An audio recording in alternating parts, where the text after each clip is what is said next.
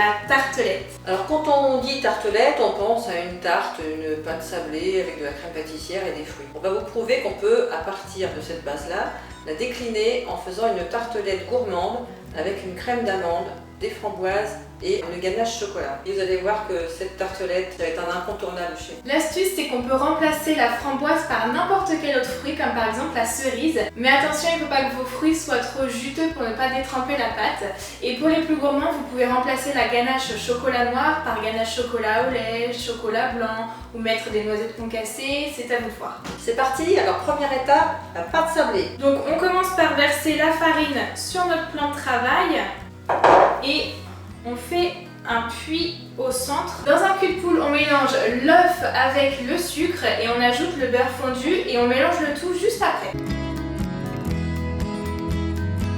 Alors du coup, vous obtenez une boule de pâte qu'on va venir du coup étaler avec le rouleau. Merci bien.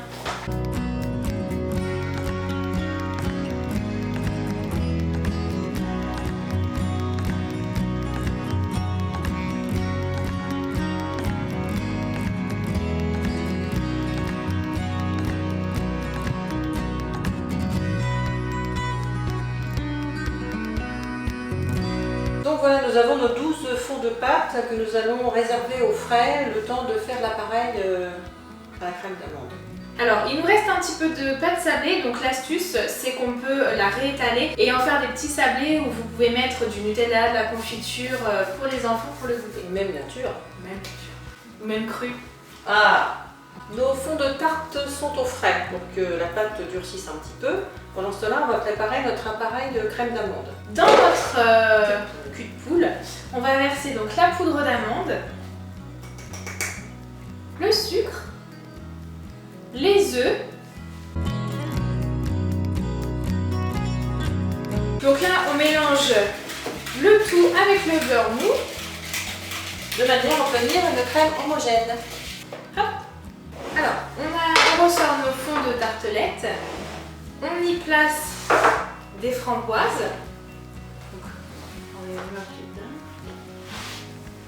Combien à peu près par tarte? On va en mettre 3. 3 par petite tartelette. Et on a pris soin d'en réserver quelques-unes pour la déco finale.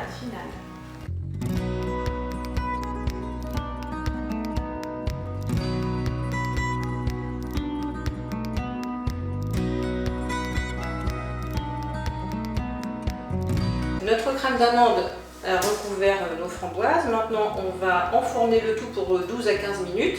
On laissera refroidir 5 minutes et on recouvrira de notre ganache. Donc nous allons préparer notre ganache avec 5 centilitres de crème fraîche liquide et 100 g de chocolat noir. On met le tout à la casserole de manière à avoir une ganache bien lisse. Voici notre ganache. Nos tartelettes, on va pouvoir les sortir dans 5 minutes. On les laissera refroidir un petit peu et ensuite on les nappera de ganache. Nos tartelettes ont cuit à peu près 15 petites minutes. Donc voilà ce que ça donne avant la ganache. Et alors on n'a plus de poche à douille, donc système D, on utilise une astuce, une de plus. Le sac congélation, donc je veux bien que vous versiez s'il vous plaît la ganache. Tout à fait. Je ne vois rien du tout, je vous fais confiance. Lâchez pas le sac surtout. Je ne lâche pas.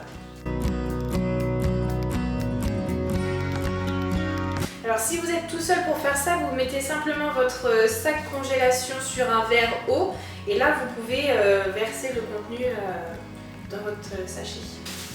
On fait un petit zigouigoui et alors on coupe mais d'où un tout petit trou. Donc là on commence par le centre, on va tourner petit à petit pour aller jusqu'à l'extérieur pour bien napper les tartelettes. Donc la ganache, on l'a mise avec la poche à douille, après on l'a lissée un petit peu avec le dos d'une cuillère et on va décorer avec les framboises qu'on avait mises de côté tout à l'heure. Ça y est, les tartelettes sont terminées. Voilà le résultat. On est plutôt satisfaite de nous. Ah ouais, j'ai hâte de les déguster. Cette vidéo est terminée. On espère que vous avez apprécié la recette et que vous la testerez chez vous. Un petit like, un commentaire, un partage, un petit mot sympa et n'hésitez pas à vous abonner. À bientôt.